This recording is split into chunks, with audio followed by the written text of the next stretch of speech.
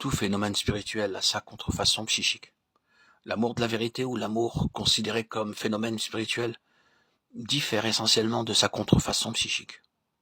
L'amour, qui consiste en sentiments, en affection, en puissante attirance et d'essence charnelle. Il redoute la souffrance et recherche joie et considération mondaine. Il se montre dans la force des liens domestiques et sociaux. Et dans ses manifestations supérieures s'occupe à soulager la misère et à augmenter le bien-être de la famille humaine. Tout ceci peut coexister avec la haine de la vérité.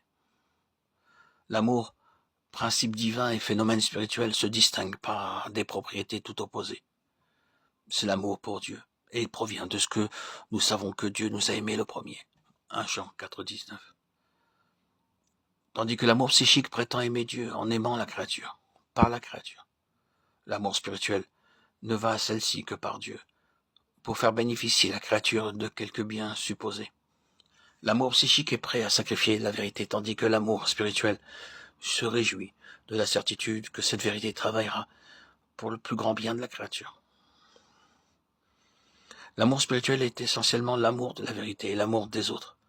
Par amour de la vérité, l'amour psychique, sous les dehors de l'amour spirituel, peut être discerné en ceci que pour lui, la vérité révélée est secondaire. Alors que le trait essentiel de l'amour, selon Dieu, c'est l'attachement supérieur exclusif à sa loi, à la vérité révélée. La nature psychique de l'amour est souvent révélée par un grand désir de faire concorder la parole de Dieu avec la science et les raisonnements, basés sur certains faits humains, même si, ce faisant, on donne quelques accrocs à la vérité. Or, le langage de l'amour, qui est vraiment divin, est celui-ci, que Dieu soit trouvé véritable, et tout homme menteur. Elle est tombée, la grande Babylone, et les rois de la terre pleureront sur elle, et se frapperont la poitrine. Et les marchands de la terre pleureront aussi et se lamenteront parce que personne n'achètera plus leurs marchandises. Marchandises d'or, d'argent, des brebis, des chevaux, des chars, des esclaves et des âmes d'hommes. Apocalypse 18, 2, 9, 11, 13.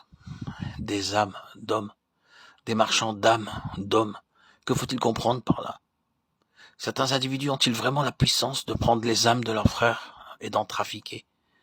Et si cela est l'esclavage avec toutes ses horreurs, se peut-il comparer au trafic dont il est question dans ce passage? L'esclave, pauvre bête de somme, garde la faculté de penser. Son corps peut être ployé, enchaîné, mais il peut penser en liberté. L'esclave peut protester, il lui arrive de le faire, ce qu'il paie souvent de sa vie. Châtiment qui veut justement réduire au silence définitif la rébellion de l'être intérieur, qui, lui, n'est pas enchaîné. L'esclave n'est pas nécessairement un corps sans âme, et comme vidé de lui-même. Mais ces marchands d'âme, d'hommes, dont parle l'apôtre Jean, qui sont-ils? L'âme, c'est la personnalité, c'est la volonté, c'est l'énergie, c'est l'intelligence, c'est l'individu. Lorsque tout cela a été capté, conquis par quelque puissance ennemie, il ne reste plus de l'homme que l'enveloppe, l'extérieur, l'apparence.